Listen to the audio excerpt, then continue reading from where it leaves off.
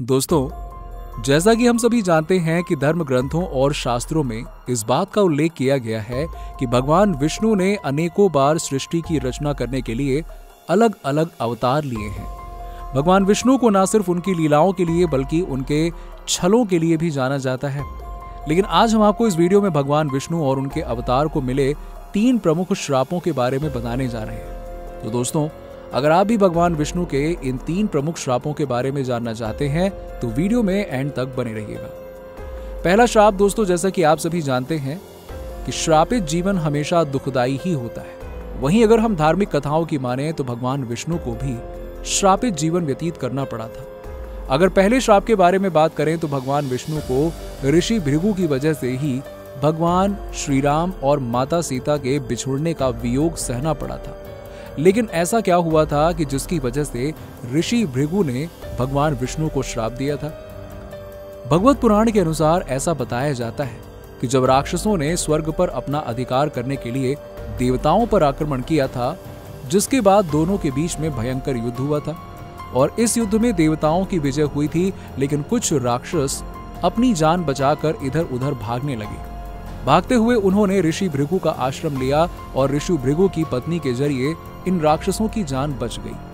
और जब ये बात भगवान विष्णु को पता चली तो उनको काफी क्रोध आ गया, जिसके बाद उन्होंने अपना सुदर्शन चक्र चलाया और इस सुदर्शन चक्र से भृगु ऋषि की पत्नी का सिर धड़ से अलग हो गया। ये सब देखकर ऋषि भृगु को क्रोध आ गया और उन्होंने भगवान विष्णु को श्राप दे दिया कि जब वो पृथ्वी लोक पर जन्म लेंगे तब उनको भी पत्नी वियोग सहना पड़ेगा।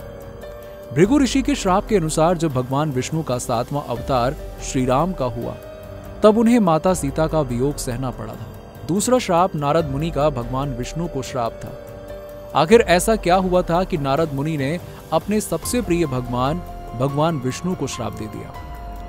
पौराणिक कथाओं के अनुसार ऐसा कहा जाता है कि एक बार देवर्षि नारद को इस बात का घमंड हो गया था कि कामदेव भी उनकी तपस्या को भंग नहीं कर सकता। जब इस बात को देवर्षि नारद ने बड़ी गर्व से भगवान शिव को बताया तो उन्होंने कहा कि इतने गर्व से भगवान विष्णु को यह बात मत बताइएगा। लेकिन उसके बावजूद भी देवर्षि नारद भगवान विष्णु के पास जाकर उन्होंने ये बात बता दी।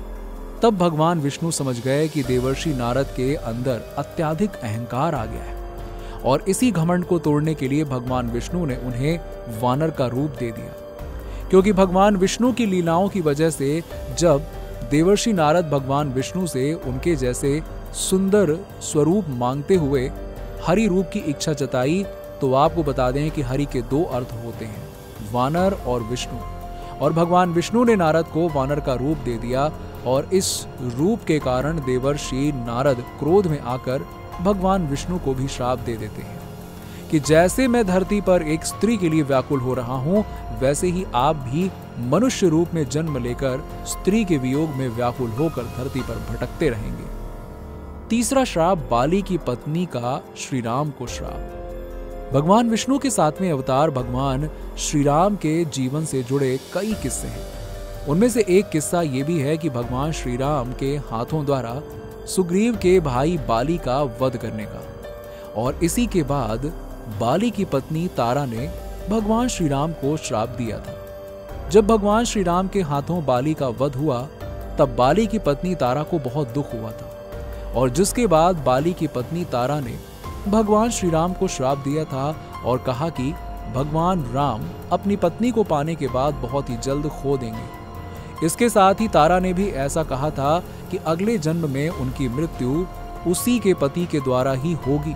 और अगले जन्म में जब भगवान विष्णु ने श्री कृष्ण के रूप में जन्म लिया तब इनके इस अवतार का अंत एक शिकारी भील ने किया, जो कि बाली का ही दूसरा जन्म था। तो दोस्तों, भगवान विष्णु को मिले श्राप के बारे में आपका क्या कहना है? नीचे हमें कमेंट सेक्शन में कमेंट करके बताइए। और इसके साथ ही अगर आपको ये वीडियो पसंद आई हो तो इसे लाइक करें और शेयर करें। और हाँ, अगर आप हमारे चैनल पर नए हैं तो हमारे चैनल फैक्टो पंडित को सब्सक्राइब जरूर करें और बगल में लगे बेल आइकन को जरूर दबा दीजिएगा ताकि चैनल से जुड़े हर एक आने वाली वीडियो का नोटिफिकेशन आप तक सबसे पहले पहुंच सके।